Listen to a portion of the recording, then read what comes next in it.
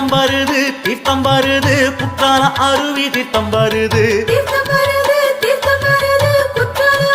தீர்த்தம் வருது பானாரமுட்டி ஐயன் கோவிலுக்கு மாசி சிவராத்திரி அபிஷேகம் செய்ய சொக்கம்பட்டி நெடுவேலி பக்தர்கள் உள்ளூர் வெளியூர் பக்தர்கள் சூழ தீர்த்தம் வருது தீர்த்தம் வருது குற்றால அருவி தீர்த்தம் வருது